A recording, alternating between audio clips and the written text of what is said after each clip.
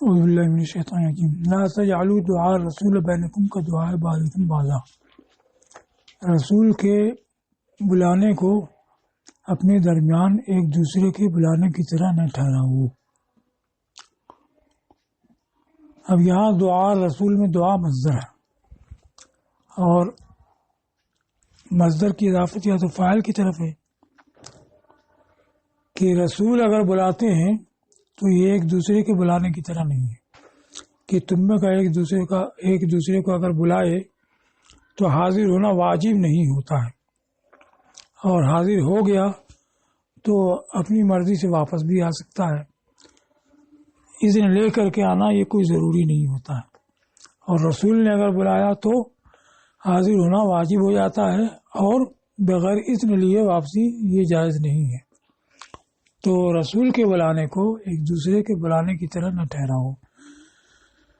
تو اصل ترکیب کیا ہوگی؟ دعا رسول ایاکم، دعا مصدر اور رسول فاعل، یہ مضافہ ہو گیا، ایاکم یہ مفعول، کہ رسول کا تمہیں بلانا اس کو ایک دوسرے کے بلانے کی طرح نہ ٹھہراؤ۔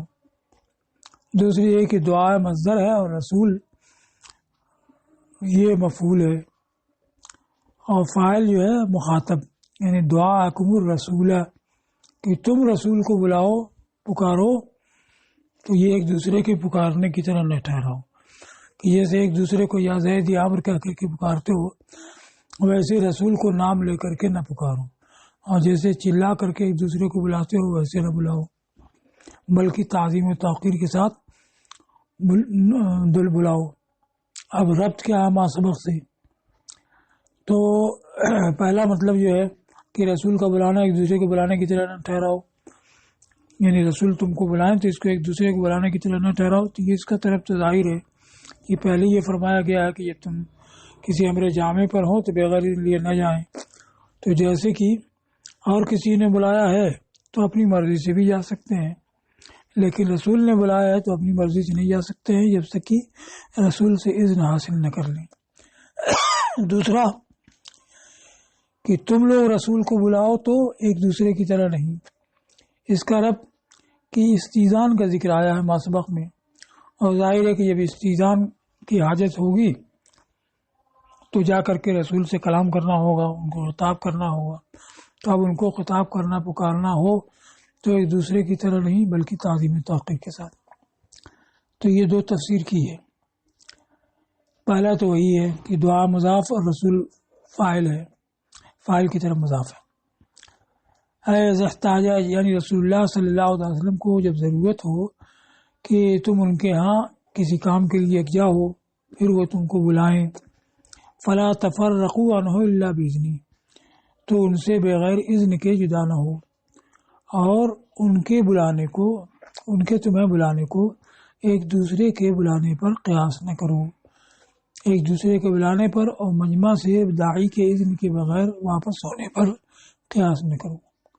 تو ایک یہ ہوا، یا مصدر کی اضافت مفعول کی طرف ہے، تو اس کے لحاظ سے کہا کہ لا تجعلوا تسمیتہ ونداءہ بینکم، کہ رسول کے نام لینے کو اور آپس میں پکارنے کو ویسے نہ ٹھہراؤ جیسے کہ تم میں کا ایک دوسرے کو نام لیتا ہے اور اس کو ندا کرتا ہے اس نام کے ساتھ، الذی سماہ بہ آباؤہ، جس سے کہ اس کے ماں باپ نے اس کو موسوم کیا۔ تو یا محمد نہ کہو لیکن یا نبی اللہ، یا رسول اللہ، توقیر اور تعظیم اور پست آواز کے ساتھ کہو، جیسا کہ قرآن میں آیا کہ یا ایھا الذین آمنوا لا ترفعوا اصواتکم فوق صوت النبی ولا تجہروا لہ بالقول کجہر بعضکم بعضا کجہر بعضکم لبعض ان تحبط وانتم لا تشعرون۔ تو وہاں سے یہ ہے۔ اب آگے ہے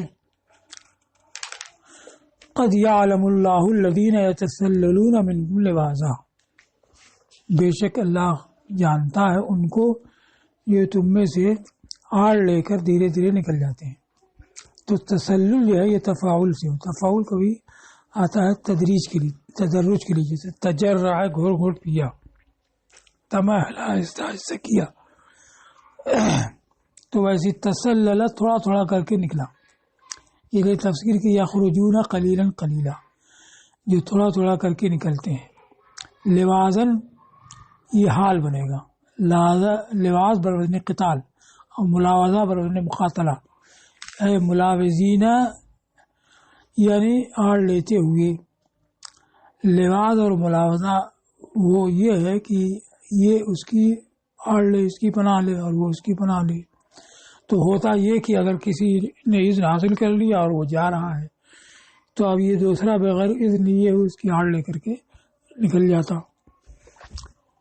ینسلون عن الجماعت فی الخفیہ یعنی جماعت سے وسرک جاتے ہیں پوشیدہ طور پر بطور ملاوضہ کے. ملاوضہ کیا؟ وہی ایک دوسرے کی آڑ لینے کی. تو ڈریں وہ جو اس کے حکم کی خلاف ورزی کرتے ہیں. کس بات سے ڈریں؟ ان تصیبہم، یہ مفعول آ رہا ہے، اس بات سے کہ ان کو کوئی فتنہ پہنچے یا ان کو دردناک عذاب پہنچے.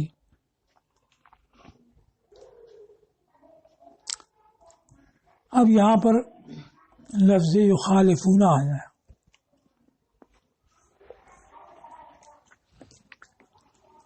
یہ باب مفاعلت سے ہے. اور مفاعلت کا طریقہ کیا ہے کہ ایک فاعل ہوتا ہے، ایک مفعول ہوتا ہے، مشارکت ہوتی ہے، لیکن ایک کو بصورت فاعل دوسرے کو بصورت مفعول ذکر کیا جاتا ہے. جیسے قاتل زید عمرہ، زید نے عمرہ سے قتال کیا، تو اس میں مشارکت ہونی چاہیے اور دو ہوں گے تبھی یہ مفاعلت کا کام انجام پذیر ہوگا. دوسرے یہ کہ وہ مخالفت ہے، تو مخالفت کا مطلب کہ ایک کے خلاف جانا، یعنی ایک جس طرف گیا اس طرف نہ جائے. جیسے خالفنی فی الطریق، راستے میں میری مخالفت کی، تو اب یہ پورب جا رہا ہے دوسرا پچھم جا رہا ہے تو مخالفت پائی جائے گی. تو ایک یہ ہے کہ مفاعلت کے لحاظ سے دونوں کام کرنے والے ہوں گے اور خلاف کے لحاظ سے ایک دوسرے کا کام الگ الگ ہوگا. تو اب اس کے اظہار کے لیے کبھی الا صلہ آتا ہے، کبھی عن صلہ آتا ہے. جیسے کہ تم نے اپنے ساتھی کو درس کے لیے بلایا اور کھیل میں لگ گیا، تو کہو گے خالفنی الی اللہ، میری مخالفت کی لہو کی طرف، یعنی میں تو درس کی طرف آیا وہ لہو کی طرف چلا گیا. یا عن کے ساتھ کہو خالفنی عن الدرس، درس سے میری مخالفت کی، یعنی میں تو درس میں لگا اور وہ درس کو چھوڑ کے چلا گیا. یا دونوں کو جمع کر کے خالفنی یعنی درس الی اللہ. اب یہاں پر عن کے ساتھ آیا ہے اور یہ خالفون کا مفعول مذکور نہیں ہے، تو ظاہر کریں تو یہ خالفونہم ہوگا. تو ڈریں وہ لوگ جو ان کی یعنی ماننے والوں کی خلاف ورزی کرتے ہیں اس کے حکم سے، کہ ماننے والے تو اطاعت کرتے ہیں اور حکم کی بجاوری کرتے ہیں، اور یہ اس کے حکم سے خلاف ورزی کرتے ہیں. تو اس کے حکم سے خلاف ورزی کرنے کا مطلب کیا ہوا کہ وہ اس کو حکم کو چھوڑ کر کے دوسرے کام میں لگتے ہیں. اس لیے تفسیر کی الذین یصدون عن امرہ، یعنی وہ جو اس کے حکم سے باز رہتے ہیں مومنین کو چھوڑ کر کے. تو یا خالفونہم یہاں پر ہوگا، ہم سے مراد مومنین ہوں گے. تو وہ جو کہ مومنین کو چھوڑ کر کے اس کے حکم سے باز رہتے ہیں یہ ہے منافقین. کہا جاتا ہے خالفہ الی الامر، الی کے ساتھ اذا ذهب الیہ دونہ، اس کے امر کی طرف اس کی خلاف ورزی کی، یعنی جب وہ اس کی طرف جائے تو دوسرا نہ جائے. اور اسی سے ہے ما ارید ان اخالفکم الی ما انہاکم عنہ، اور میں نہیں چاہتا کہ تمہارے خلاف جاؤں اس کی طرف جس سے کہ میں تم کو اس سے روکتا ہوں. اور دوسرے عن صلہ آتا ہے خالفہ عن الامر اذا صد عنہ دونہ، جب اس سے خود باز رہے اس کو چھوڑ کر کے. اب یہ جو فرمایا گیا کہ اس کے حکم کی خلاف ورزی کرتے ہیں، تو امرہی میں ہی کی ضمیر کدھر راجع ہے؟ تو ضمیر امرہی میں اللہ سبحانہ کے لیے ہے کہ اصل حکم اسی کا ہے، یا رسول صلی اللہ تعالی وسلم کے لیے ہے. مطلب یہ ہے کہ اس کی اطاعت سے اور اس کے دین سے ہٹتے ہیں اور باز رہتے ہیں. اور یہ حضروں کا مفعول ہے ان تصیبہم فتنہ، کہ ڈریں اس سے کہ ان کو کوئی فتنہ پہنچے. فتنہ کیا ہے؟ تو مختلف تفسیریں کی گئیں. دنیا کی مصیبت یا قتل یا زلزلے اور ہولناک چیزیں. تو یہ پہلا حضرت مجاہد سے مروی ہے، دوسرا قتل یہ ہے ابن عباس سے، اور تیسرا زلزلے اور ہولناک چیزیں یہ ہے عطا سے مروی ہے.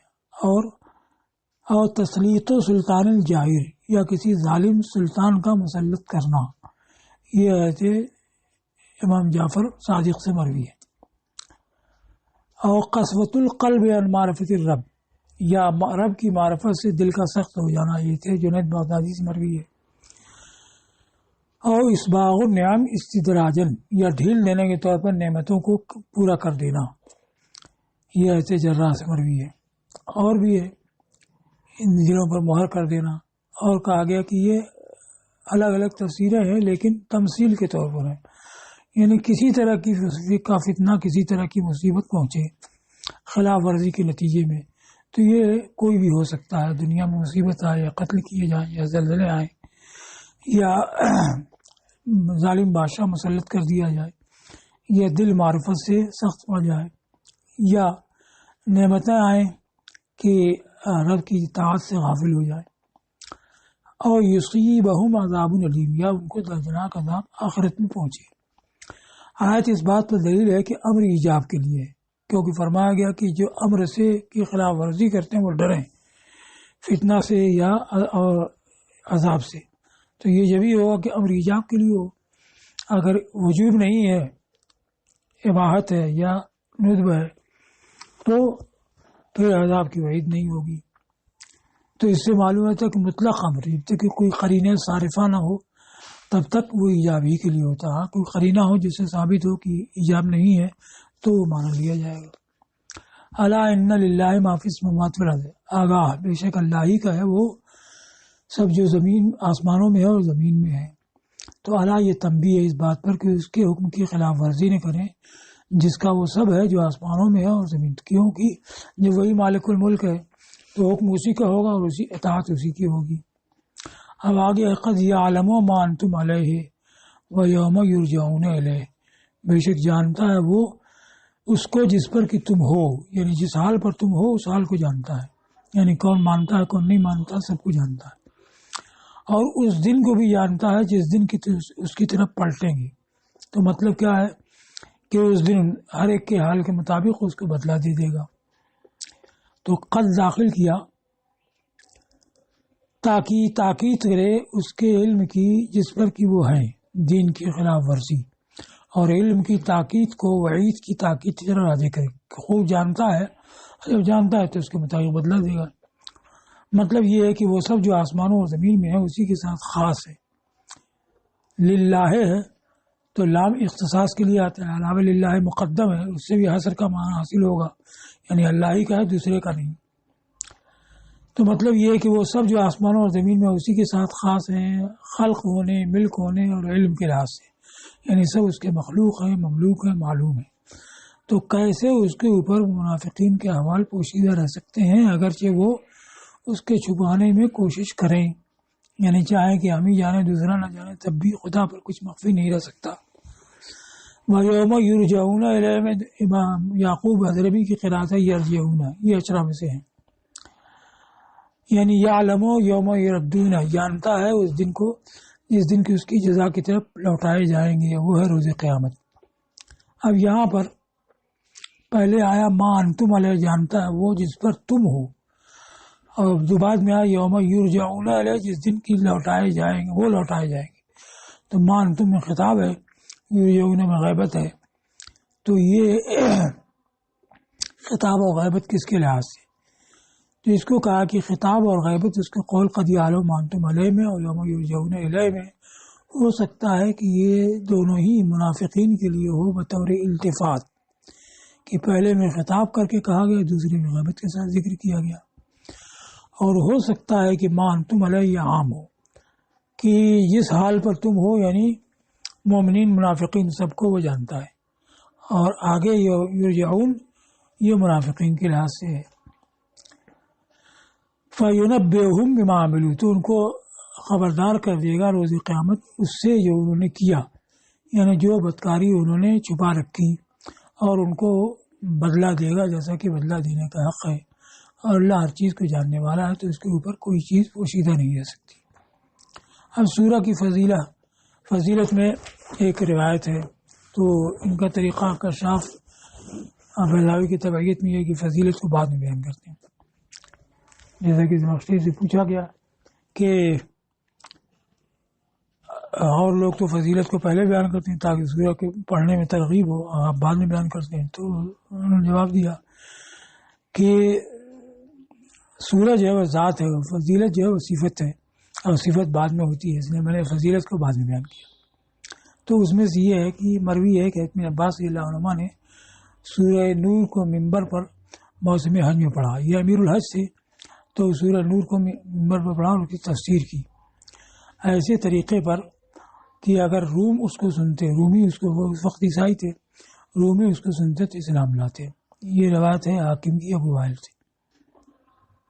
واللہ اعلم.